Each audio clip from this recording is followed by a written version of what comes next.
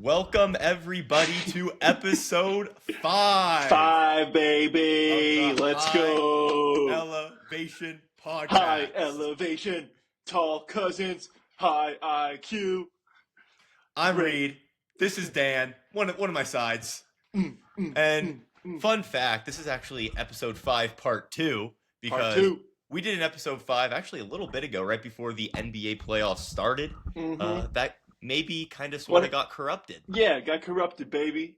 Because of freaking the internet and stuff. Yeah. You know, technology.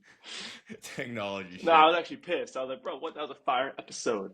Fire episode. If If it wasn't for that, it would probably be viral by now, Reed. It's ridiculous. Probably we'd be huge. We'd be talking with Stephen A right now. But Exactly. It would have been us and Stephen A. That episode didn't get life keeps throwing obstacles at us, and we're gonna persevere. We're gonna push Exactly. through.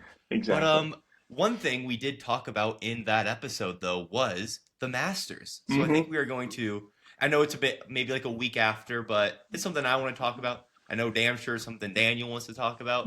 So Daniel, what were your thoughts on the Masters? You can go day by day, the end.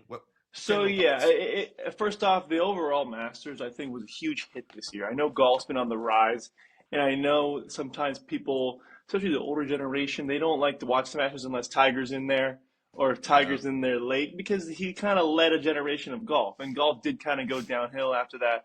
But I know with COVID and everything, golf got big, and golf YouTube's big too as well. Bryson So DeChambeau. that's an example why DeChambeau is one of my favorites because he's a big hitter and he does everything he needs to do to put himself in a position to be successful. Like with like technology and just like based on his swing, he'll have certain shapes of clubs. Almost quick interruption. When we went to spring training out in Arizona, you introduced me to that side, and ever since, like I watched all of like Bryson DeChambeau's shooting for like his 50 series.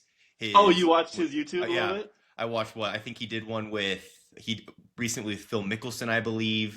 I saw one with Trump. Saw like all that and like that's his Trump video got really big, and what's it called? Just he's so cool to watch because like I'll watch golf YouTube like there's like guys who are like kind of like me, but like they've been playing like probably guys who like played college golf and stuff like that. But, like obviously I didn't do that, but like there's great players and stuff, and then there's guys like Bob Does Sports who like are like really funny, like who suck just like me, but like they're funny to watch, right?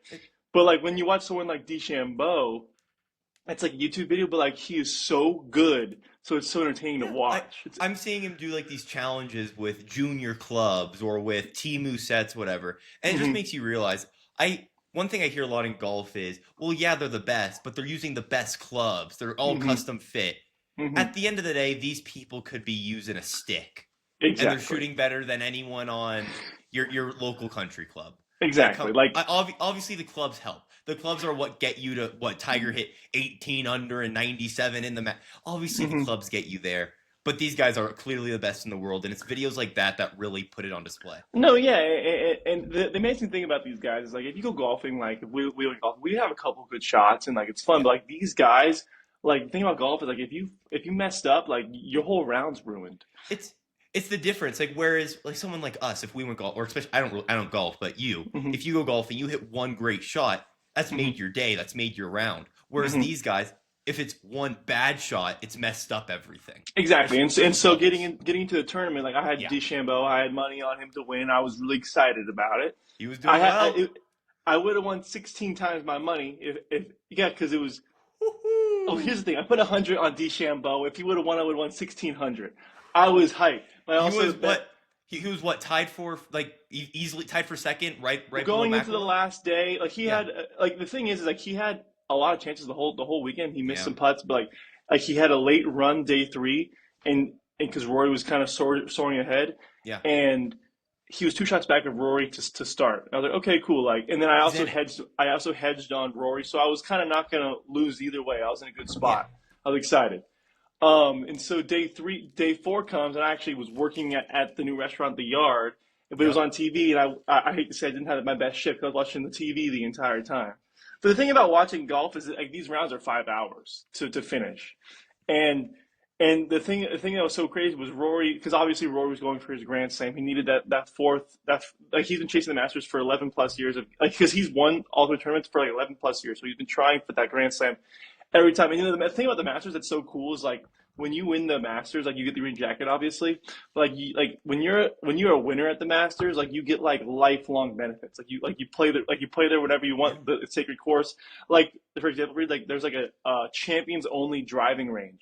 So like Really? when the players warm up, all the champions get to go to their own driving That's range, sick. and then like And everyone else goes to like the normal yeah. driving range, right? And real quick, both before we continue on, both for me and people who possibly don't understand like what makes one the Masters course so unique and special, and then Hmm. two, is it true where I think I saw a video of the greens at the Masters like more sloped than Sure. any other Yes. greens? So the thing that makes the Masters so special is like the Yeah, tradition. They haven't had they're not corporate sellouts kind of the Augusta like yeah, so Augusta they only have couple hundred members in general that are even allowed to golf there. yeah, They don't even call them fans. They're called patrons or whatever. The patrons aren't allowed to have their phones. They turn them in when they get in there, and which is so cool because like you yeah. never see that anywhere. Every I mean, detail is like every blade of grass is cut yeah, perfectly. Another cool thing that they do and they kept tradition is like there's just so much tradition. Like the food costs like $1 a sandwich there. that's It's so like sick. it's like Yeah, low prices. Like people like will go and like everyone gets like the Masters experience, and like the players will go there. And like the beauty apparently so of here is just like unbelievable, right? And yeah, like so you go there and like and you know all the history of the course, right? Because like it's yeah, all so sacred. And so just like it makes it so cool. But like the thing that makes Augusta so hard is especially during the Masters, like putting on the greens. It's almost like you're putting like on glass. Like the grass is fast like greens. exactly. Yeah, It's literally like the smallest thing, the ball's gone. And so like these guys have to have perfect like speed control, yeah, and which is why like you see shots where and like when they hit the irons and stuff, like they want to get like good arc when it comes into the green because if it's coming at a line, like it's yeah. gonna go off, you It's the know. type thing of where you'll see someone putt amazing in San Antonio the week before, then all of a Hmm. sudden they've just lost it in the Masters. Not Or because for they, example, this last yeah, last week at the RBC, like they're yeah, all apparently they're all coming up short because they're used to the Gr- speed of the yeah, Masters greens. It's pretty funny. So Rory the first hole, so DeChambeau and Rory together. yes, Rory the first hole double bogeys the first hole, and DeChambeau par, so they're tied off the bat. And I'm yeah, like, oh my goodness, like this is nuts. DeChambeau did a kind of fall off throughout the round. yeah. Rory had some great moments, but then Rory kept giving people a chance, and He like kept the he'd get like birdie birdie, then double bogey. Like what's exactly. happening? He's Yeah, the first player ever to have four double bogeys in the yeah. Masters I saw that and stat. still win. And Yep. so it left the door open for someone like Justin Rose, who is a veteran, been around for a while, had a And great shot day. amazing day. What was it? Day 1 and 4. He just went Yeah, off, I believe. Oh my exactly. And goodness. just the fact that like he's been there before. I was rooting for him just in the perspective like he's like in his 40s. Like he's Yeah, probably not going to be back there. Like people know how big the Masters is. He's probably not going to be back in the situation ever again in his career. yeah. And like he said to himself, like I'm going to do the best I can, and he did do the best he could. He, He had a huge birdie on the 18th hole. But yeah, so the thing that was crazy was Rory had like a 3 or 4 shot lead coming into like there's a par five. I think it's like maybe the 13th hole or 12th hole. No, yeah, 13th hole. And Rory's been like Rory gets there in two every time, eagles, whatever. yeah. So he lays up, which is fine. He lays up, he has like a short pitching, like a short chip to the green, and he goes into the water. And he double bogeys the hole that he usually eagles, and just Dominates. like Yeah. it was a mess. So like after that, He was clearly in his own head at this point. He was outside of his exactly. And game Rory plan. has a history of Yeah, being in his head, yeah, and like because like when he was younger, he blew like a 4 stroke lead the last day on the Masters to lose the Masters, right? yeah, So they said, "Oh, choke Rory's back," and then Rory, I believe on 15, and the other par five had the shot of the tournament where he hooked a ball around a tree onto the green. He actually missed the eagle putt, but made birdie there. yeah. And like that's when people are like Tiger would have made eagle there for sure. And like but It, that's just the difference. yeah, But there's levels to this, but for me, going into it, I obviously, while not being big into golf, he's one of the few golfers I know. He's mhm, one of those ones where I'm I know your Tigers, I know your Phil Mickelsons, I know your Scotty Schefflers now. mhm, Rory's in that easily in that totally. category of Yeah, household he's an golf all-time names. great golfer for Yeah, sure. and I would once I saw him. Don't get me wrong, I had become a fan of DeChambeau because I was watching his golfing Mhm, videos. But man, once I saw Rory at the top, my allegiance switched very quickly. I'm like, I gotta see exactly. this guy get his grand slam. Exactly, I And agree. But the thing is Rory does have a history of like being kind of like mean to fans. Like this year, really, he like grabbed a fan's phone I didn't know and like that. made him delete stuff like on the course. Like Wow. it was just like he just like has gone through so much in his golf career because like Yeah. like he's the child prodigy, right? Like kind of Yeah. like the LeBron vibe, like Yeah. and like he's had such a disappointment and like just haven't worked out in his way. I think it's like almost gotten to him a little bit, like, and so that like his His reaction after he if he wins the playoff with Justin Rose, you right. could see it in his reaction. Like And the there was a weight off his culmination, shoulders. his Exactly. everything just right. And speaking of Rose, real quick, wasn't this his second loss in a play-in or a putt off or a In playoff the in the like Masters? the playoff, you're saying in the Masters? I'm not sure on that one. I remember him Um, saying that. I'm not sure. I'm not sure. Yeah, I but know that the Masters playoff and like yeah, he did great in the playoff too. Like he yeah. had two decent shots. It's He charred the just hole. Just Rory birdied it. exactly and like he had decent birdie putt luck too as well. It's just such an incredible tournament and Yeah. like just like the vibe and everything and for Roy to win it like you saw the weight lift off his shoulders and And, it was great to watch and it was great for golf. and then one last thing on the mat. Is this unique to the Masters? I'm assuming it's every hole. One thing I learned, and maybe this is just me being a noob, I guess, into the golfing Hmm. world, but I didn't know they moved the actual hole on the green like every day. Yeah, That yeah. was something that was something new to me. Yeah, so on even at like your local course, they're gonna put Yeah. a new hole every day, right? Wow. I didn't. That was So they something. repatch it with the new with like they put the grass back in with the new one Yeah. and then they but with I believe for the Masters Yeah. like they take it well like every pro tournament but like the They do Masters as well seriously. like they have like the exact point of where the hole's going to be each day. Okay. So the players know in the practice round like oh on Saturday it's going to be here or So on they, if Sunday the it's here. Master starts on Thursday, for example, do they know on Thursday where the hole is going to be on Sunday, or do they only know for Thursday? Yeah, exactly. They know the whole week, and Okay. Okay. they did make a slight changes this year, but in general, like for the Masters, the hole is in the same spot every year for every day. Okay. Oh, that makes Yeah. sense. And that explains why, at least to me, more why someone might have a great day one, but a Hmm. bad day two because they're just better with certain hole Like you know how locations. Tiger has that like magical shot where he chips it and it goes Yeah. up the hill and then it comes down the And then hill the into the Nike pin. logo's right on the edge. Exactly. So Yeah. that's like technically like the Sunday pin on hole number 16, I Six. believe, right? Yeah. It's like the cool thing about that is like the ball you hit it and then it falls into the hole right there. So like that's like the usual Sunday pin, but this year they changed that hole on 16 Yeah.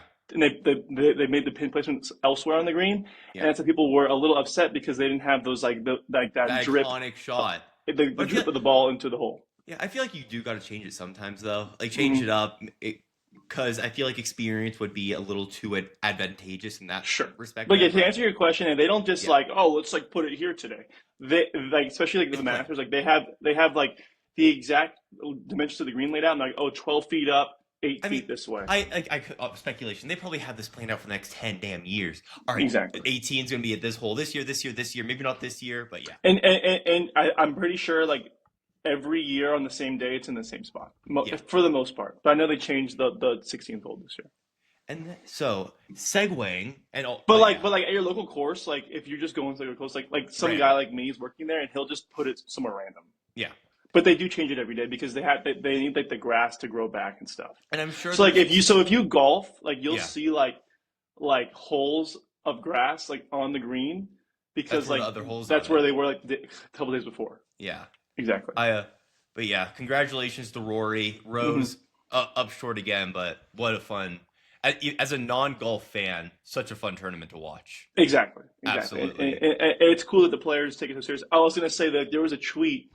Um, it was like Rory winning the FedEx Cup, which is like it's kind of like the accumulation of all the PGA tournaments in the Yeah. season, and like it has like the biggest purse or like money to win. And Yeah. I think he won like 15 million, right? So he hits the Wow. putt, wins 15 million, and he just like, oh yeah, like appreciate you, bro, like you're the man. And then like when he wins, like I think he won like 4 million at the Masters, Yeah. just crying his eyes out, I like mean, it's the World Series, it's the Super Bowl, it's the mhm, Stanley Cup, it's the Daytona 500. exactly. It means everything to these golfers, I'm sure. But I guess segueing now onto though, it is now day 3 of the NBA playoffs. Hmm. And as a Laker fan, all I gotta say is day one, extremely rough. But before I harp on the Lakers, we'll do a quick check on all the results of what have happened right now. Oklahoma City absolutely Do you dog want to pull it walked the up? You want to Grizzlies. pull it up onto the screen? Yeah, let me just pull up the bracket. Absolutely dog Yeah. walked the Okay. Grizzlies by See, 51 points. I Oh didn't my watch. I didn't watch the game. I just saw the score. I mean, just to see that, God. like, it's SG, a little embarrassing. SGA didn't even have a good game. Probably unironically his worst game of the year. 51 How point many points did he dog have? walk. I can check the exact number, but it wasn't crazy. It wasn't nuts. He had a bad game. Jeez, Yeah. what's it called? So Look what in your opinion, he had 15. wow, less And than then half look, his average. I mean look, every single player in the starting lineup had double digits.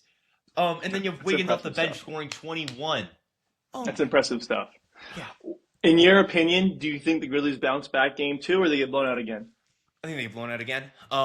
Hmm I don't see. Jaw's still not playing at 100% on that ankle he injured in the playing game against the Warriors. 15-point favorites they are today. Today or Fif- tomorrow? Tomorrow, I believe twenty they play second. tomorrow, the 22nd. Yeah, Yeah. but I don't see a bounce back for the Grizzlies. I had going into this series a Thunder in 4. That might have been an understatement. This might be a Thunder in 3, and they quit Game 4. This is that series is going to be ugly. Then we go to Yeah. Nuggets Clippers. Nuggets overcoming. I think it was a 15-point comeback. I had money on the Clippers. I was pissed. Yeah, it was. That was rough. Clippers needed to steal that one on the The road. Clippers could have won that Yeah. game. They had so many I chances. I see a lot. Obviously, it's a little too late for predictions with all this, but I guess take my word for it. I had Nuggets in 7 in this series. I Hmm think that mile high advantage is a lot. I think Jokic is the best player. However, I hmm think the Clippers really, if they want a shot to win this series, and they still have a shot, don't get me wrong, they needed to win that game where you're dominating. Just as like a basketball fan looking at the Nuggets, that Yeah, they look as a fan, like and someone who's played, they look yeah, out of sorts. They're all yeah, yelling at each other. Jamal Murray hasn't gotten a haircut in 6 weeks. Like the dude yeah, looks like he's home, like he was tripping, bro. yeah, I'm like, dude, what the heck is wrong with these guys? Like they're all a bit of yelling at each other. yeah, Like I don't know what's going on over there. It's yeah, but at the end of the day, like they're so good that they're gonna beat teams like this. yes. But I don't think it's the Nuggets year, just based off what I'm seeing from them and I like. don't think it's the Nuggets' year. I still have them in the series, but honestly, I think it goes 7. Goes either way. hmm But man, I the mean, the Clippers could definitely win the series. It just yeah, to lose that game, they kind of pissed me it's off a little bit. heartbreaking. It's Hmm heartbreaking. And You're like, on the road. Denver. I mean, Ant Man said it the other day after he beat the Lakers. He was asking about how was it playing in Los Angeles. Ant Man's like, I've played in Denver. That just shows you the level of intensity it is to play in that arena in that altitude hmm as well. hmm You gotta steal. You gotta steal games when you can. When you're up 15 and you're up big late, you gotta close the door, and they just could not. exactly. Um, And just yeah, yeah, the Clippers. I feel bad because like they got the new stadium. Their fans are really passionate and they're really no, like just so stupid. But the thing is just like they run LA. Yeah, right, bro. It shut just up. I Spe- I wouldn't mind seeing because it is nice to see Kawhi out there and like he seems to be doing decently health wise. Mhm. Like he has the ability. James Harden seems pretty bought in. Like and he hasn't been Yeah. bought in a long time in his career. I feel like He had a so. great game. One of the best playoff games I've ever seen from No, him. yeah, and like to be honest, Harden's like the go-to guy, and like Got the game tying shot to send the game into overtime. It and was like him. when Harden It was was him. on the Rockets, I was a big Harden fan. Like and like he's clearly a great scorer, and in the Yeah. playoffs, you do need those guys to be able to go one-on-one and get some And, buckets. But and don't sleep on his defense. That's improved mightily, in my opinion. I'm sleeping a little bit, to be honest. I think it's improved mightily since his Rocky days. At least it's still Yeah, below yeah. average, He but he's grown up for sure. He's yeah. grown up, and But so see, you say the Clippers' new arena real quick. I saw a TikTok, if you will, of like the wall analytics. Because if you know, are you familiar with behind one of the yeah. free? They have that row of fans. It was one of the Do you want to worst show free the people throw. a photo of it of the wall? Yeah, I've seen it. No, I mean like the podcast people. Oh, I've not seen the podcast people now. No. Like, do you want to show like the people watching the podcast Oh, like what the the wall is. photo of the wall? I was about to say. Yeah. I was like, so, Clippers, Intuit wall. But they were doing analytics on that Which is on basically free. it's basically just like a college teams like student section, correct? Yeah, let me. Oh, I stopped sharing screen. Let me go to the Intuit wall here. this is an AI generated like a rendering, but it gets the Mm-hmm. point across. This whole section here is just die-hard fans. It's very cheap seating, where Mm-hmm. Steve Ballmer's intention was, I want to pack this row and make it as hard as possible for the opposing team to score there. And I don't have the analytics on me now because it was a TikTok, but it was some of the worst free throw percentage going Oh, that so side. it was working. It was working.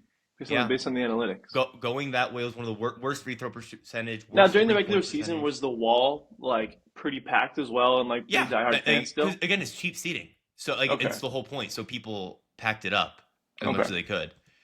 And like it's hard to find like those seats if you're an opposing fan, I assume. Yeah, you're not allowed. You're not allowed to wear opposing team gear. You have to be in Clipper gear. You have to be loud. It's wow. It's pretty cool. Yeah. So yeah, well, maybe they'll win some games at home, but they should have won that game. They had, yeah. But they can win game too. I mean, the Nuggets, they're tripping. Like Nuggets look out of sorts. But even if the Clippers win this series, when you got the Thunder coming, did you see Aaron Gordon went to the media with like a beat up face? Like, what the hell happened? Did he get jumped? I was so confused. Dude, I looked at it, I was like, why is Aaron Gordon at this interview with a busted up face? Looks like he came out of an MMA match. So many question marks. So many question marks. What is happening? Anyways, moving on to Lakers Timberwolves. I want to get more into this game after, but long story short, I don't think the Timberwolves are going to be that elite from three. They made 21 damn threes. I don't see it happening again, but we'll get more into that a little later. No, yeah, Rockets, I didn't. Oh, yeah, go ahead. Rockets Warriors. Obviously Curry balled out. He was amazing. But however, with a great game from Curry and a great game from the Warriors in general, Rockets hung in. And if the Warriors don't play at an elite level again, Rockets are going to steal games. That defense is elite. Amen Thompson is elite. I think going into the series, Rockets were technically favored, right? Into the series? No, I think Warriors were. I think Warriors were 7-seed. Well, I know the Rockets were favored the game one, I guess, but yeah. And their favorite looks like their favorite game 2 by 4 points, 3.5. But I mean, my opinion on this is that I think the Warriors are a real deal team this year, and I don't think and then playing the playoffs is just different. It's kind of like we're thinking about OKC. Maybe OKC will fall off in the playoffs. I mean, I know they're playing the same to start, but like the Rockets are definitely kind of gonna fall off. They don't have really that guy who can kind of get the bucket at the end of the game. They don't have one definitive star player. I know they got and then when you have and Steph Curry, it's almost like he's been through this so much. It's almost like he's just like in a simulation. Walking through the motions. Exactly. Like he end of the day, he's gonna get his crazy shots. He's gonna hit big shots, and I just don't think the Rockets stand a chance. So I mean, to be honest, like the Warriors might, and the Warriors are gonna have games where they just like play terribly. But I do think the Warriors win the series pretty handily, maybe 6. It could go 7 too, but I had Warriors in 6 so they can win at home. Mm-hmm. That was my prediction, but it goes 2-2, 1-1-1, right? Oh yeah, 2-2-1-1. I think the Warriors win it. I could see 5. I could see 6. 7. I'd be a little concerned about them, but like I can almost guarantee you that they just proved they can win in Houston. So yeah, I can almost guarantee you that if it goes to a game 7 in Houston, the Warriors win that game. Yep, I can. Oh, I agree. But look, while I'm very high on the Warriors, Rockets impress me. That's a defensive. Yeah, I could definitely see the Rockets winning game 2, but it's just the series. Come on. Put some respect on Steph Curry's name, people. And he has Butler too, and Butler's playing almost the whole game. The dude, and then even game 1, Butler was hitting some big clutch shots. Bro. Like, he's a great playoff player. Like people forget. Like I'm honestly worried about the Warriors. He scored 38, I think, against the Grizzlies. He's like, I'm worried about the Warriors. I'm gonna be honest. I don't know. They scare me the second most in the West outside. But I think them playing the Thunder might be a bad matchup because these Thunder guys will make Steph Curry just get tired. I don't know. I mean, SGA is going to hunt Curry on the other end. It's a scary prospect, but we'll see. I think we can very quickly breeze through Cavaliers Heat. I think that's going to be a 4-game sweep, maybe. What happened game 1? Did they just easily win? Yeah, I mean, it wasn't Thunder Grizzlies proportions, obviously, but it was Cavaliers took care of business. Pacers Bucks. I have an asterisk on that one. Obviously, Pacers blew out the Bucks in Game 1, but no Damian Lillard. Is he going to be playing Game 2 or I think in the series? Actually, they play tomorrow. Let me check right now. Is Damian Lillard available? And if he's healthy, I mean, it sounds like he's not going to be healthy. Like if he does play, he's not going to be to his fullest. Yeah.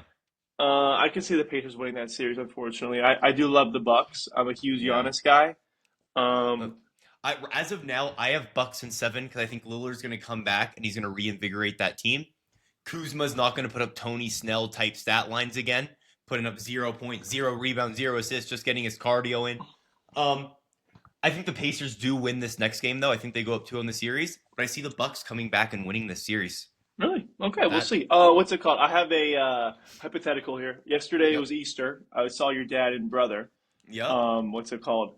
And Lance is like, "Hey, Daniel, like when you think of a Euro step, do you think of James Harden or Giannis Antetokounmpo?" I said, "Lance, what? What are you talking about?" I said, "First off, I would think Harden out of those two." And then the inventor of the Eurostep was Manu Ginobili. All right, yes. Lance, I know you weren't even around back then. When I think Euro, you think Manu. All right? Thank you. Thank you. And when I think of Euro, I think, honestly, when it comes to James Harden, I think more of the step back for Harden. Yeah. I do think more of a Euro for Giannis than Harden. Really? I think Harden over them, but yeah. I think it's just because I associate Harden so much with the step back, and I associate Giannis so much with a drive, and that's in his arsenal. However, either way, when I think Euro, I don't think of either of them. All right? The thing is Giannis's Euros aren't really even Euros. They're just two like big steps. Boom, boom. Get like they're not finesse. They're just getting space. Those are get the hell out of the way steps. Whereas Harden's is a lot more finessey. Now, you know who I actually do think Kyrie's got a very nice package down there. Of course. Then Kyrie. Let's not disrespect Kyrie in this podcast. That dude's got some serious skill. Best finisher around the rim in my lifetime. 4-point guard. Then we go to Knicks. I'd say Pistons. LeBron.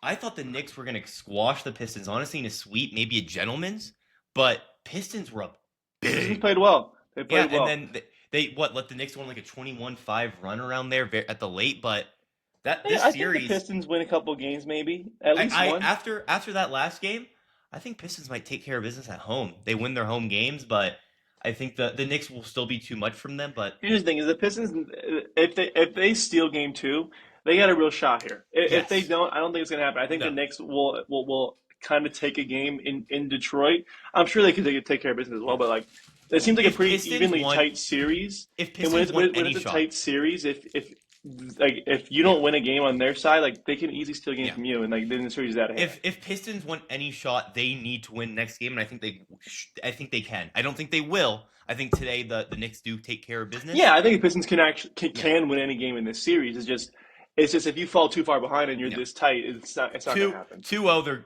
I see no chance, but we'll see.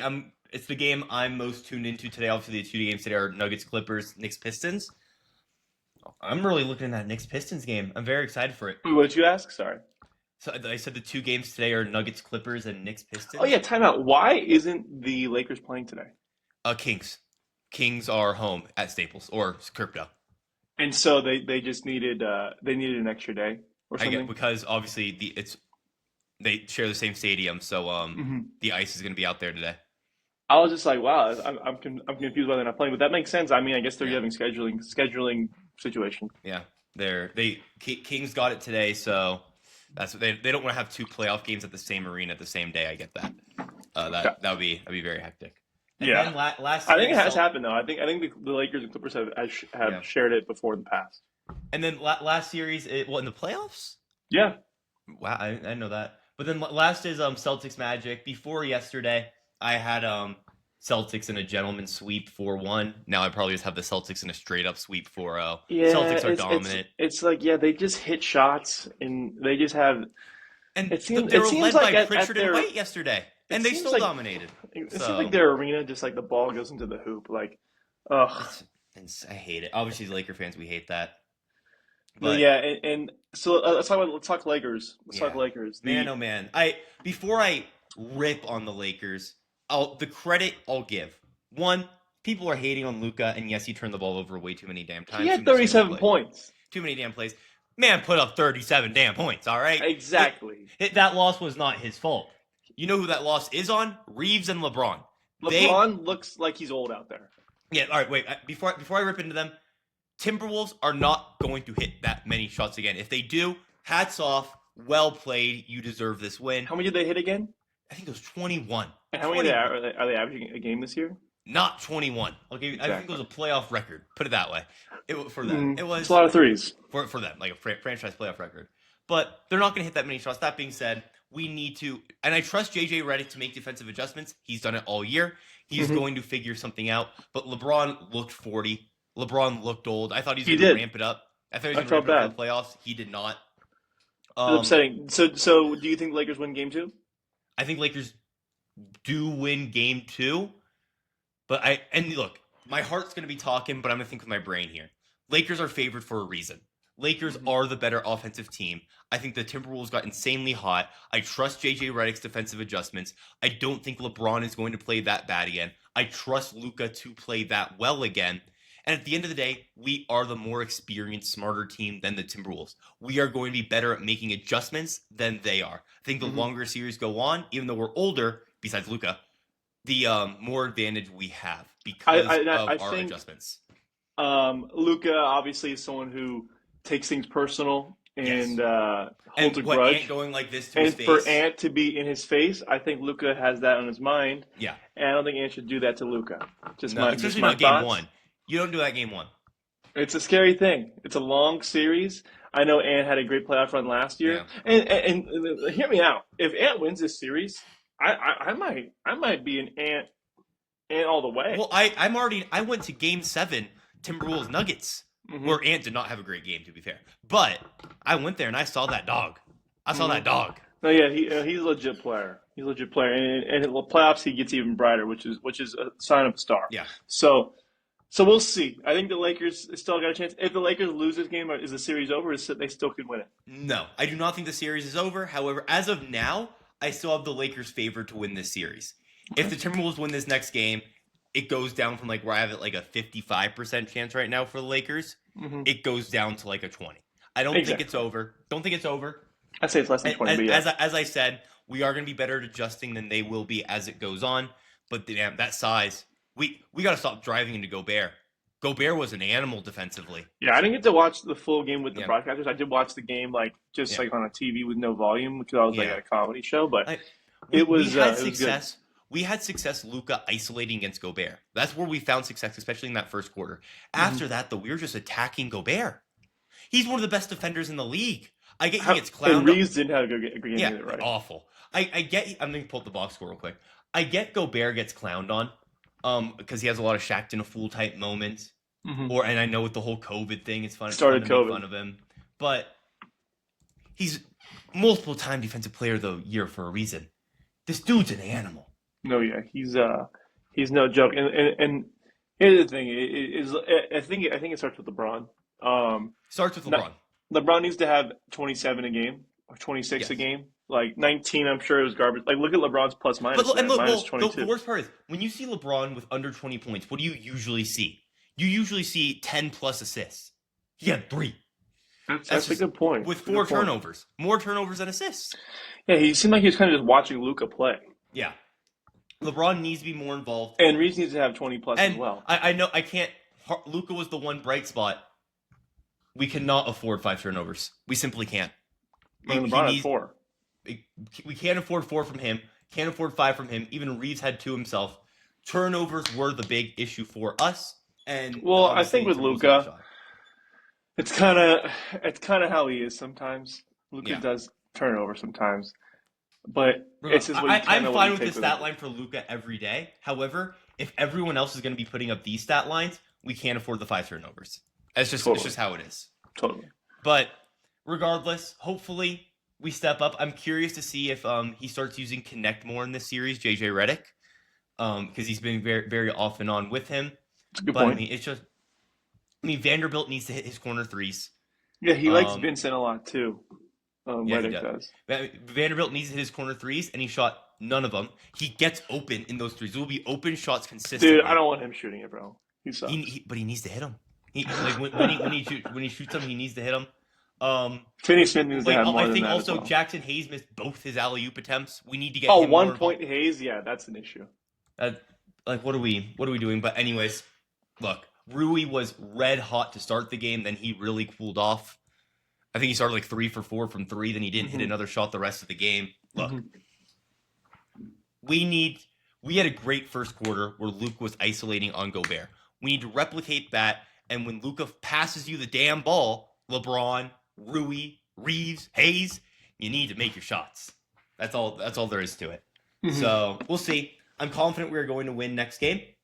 But if we don't, we're in trouble. I don't think it's over, but we're in trouble. Totally. And look, to give credit to the Timberwolves, oh my god, look at McDaniels. 11 for 13? Are you kidding me? Wow. 3 for 3 from 3? Where's Naz Reid? I know he had a great game. 6 for 9 from 3 for Naz Reid? Hey, but these guys played well last year, too. They step up. These guys step up in the damn playoffs, and we're going to need to make defensive adjustments. Because I'm sorry. 11 for 13 on it. And look, Ant did not have a great game. I know he put up 22. 8 for 22 is not I good. was watching this game, and I was like, Timberwolves kind of have a team here. Like, look, it was almost like the Shea effect last game, where it's a team led by Shea, but he didn't have a good game, but they still blew the Grizzlies out. Same thing here. Ant did not have a great game. 8 for 22 is not good. I know 9 assists, though. Like, he ended up with a good stat line, but it wasn't vintage Ant playoffs. no. But, man, when you got McDaniels putting up 25, 11 for 13, Naz Reid off the bench, 23, 6 for 9 from 3. You also got, what was it? Randall putting up 16. Gobert playing, I know he only got 2 points, but he's playing elite defense. Here's the thing: is as a Laker fan, you have hopes of winning the championship this year. Yeah, and that kind of game makes you rethink your life. It's like, is this really? Am I really cheering for the right things here? And the only thing that I'm holding on to is that the Timberwolves hit a lot of threes. I just want to blow them out. I want to blow them out game 2, and all my confidence will be if we blow them out game 2. I'm going like, all right, we got this. They're not a blowout team though. Like, the whole regular season, they'll have like 15-point leads, and then fourth quarter they give it up and win by 3. I'll rephrase. I want to. I don't need blow. I want to control the game. I want to control this game through the Timberwolves. Kind of like that was in the first quarter and a half. First quarter, that's what I want. That's what I want to see throughout the game. And I think we can. We're a better team than the Timberwolves, but we are not a better team than what the Timberwolves played last game. I just don't trust the Timberwolves to keep that sustained success. But hell, they proved a lot of people wrong last playoffs, and they might prove me wrong here. Great exactly. Team. And then I guess last thing I want to touch on, although we are going pretty long here, so we'll do it quick, is the NFL draft soon. I do want to get out one more podcast before that, really do a true mock draft, probably maybe even day of.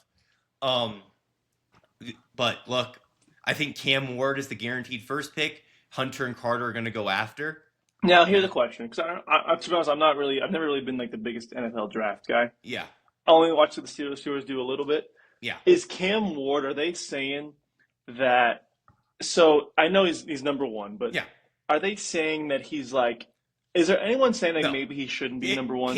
Put it this way, Cam Ward is in the last draft. I'd say he's the 4th quarterback off the board. Okay. I'd say confidently Williams, Daniels, and May would have gone over him. Here's the thing with Ward. He has one of the highest ceilings we've seen. He is a physical specimen. He is a beast. He's athletic, rocket arm, pretty accurate. His problem is sometimes his decision making. And I said pretty accurate, but he does have accuracy issues. But it's his decision making and maybe pocket presence as well. I don't think it's very sharp. I need to do another in-depth scouting report on him. When's the NFL draft again? I believe the 24th. Coming up. 3 days. 3 days. And Steelers still haven't signed Aaron Rodgers. No, but I'm seeing a lot of mock drafts of Shedder following either the Steelers at 21 or the Steelers trading up for him. I agree. I've seen a lot. I was going to bring that up. I've seen a lot of stuff. Shedeur Sanders. Is he the number 2 quarterback? He's easily, put it this way, he's easily a number 2 quarterback in this draft. No question. People might say Shao out of Louisville or Dart out of Ole Miss. No. Sanders is QB2. Don't get it twisted. That being said, is he deserving of that? Or No, like again, put last draft, he's QB7. You're putting McCarthy over him. Obviously Penix went high. He's like in that range of you're putting McCarthy over him. You're putting Nix over him. So we'll see. I mean, Sanders is a very unique because obviously you think of Sanders, you think athleticism. I'll tell you right now, Shedeur Sanders does not get his father's athleticism. He is not. Obviously compared to me and you, he's the most athletic I've ever seen. Compared to other NFL pros, he is not athletic. In that comparison.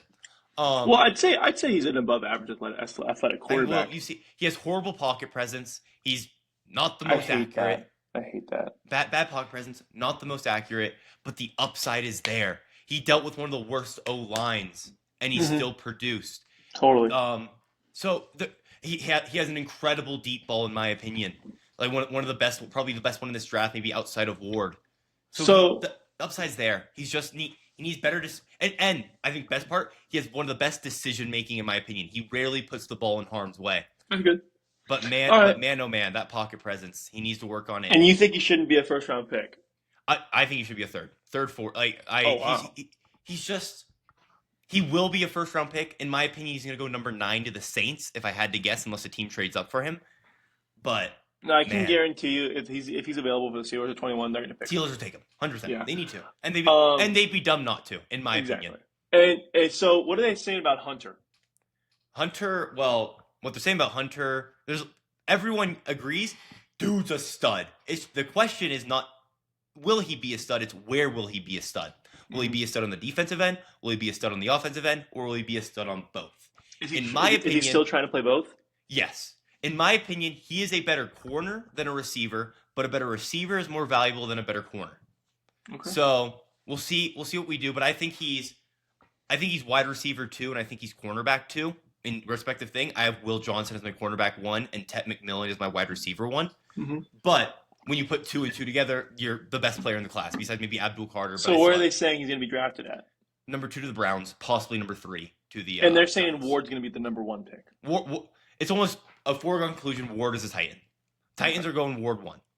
Because they need a quarterback. And by the way, he is not deserving number 1 overall pick in this draft. Maybe he got lucky, but he got very lucky with the draft he's in. He's lucky he's not with Sellers next year, and he's lucky he wasn't with Williams last year. Yeah. But regardless, basically it's Ward 1, Hunter 2, Carter 3. Hunter and Carter might switch.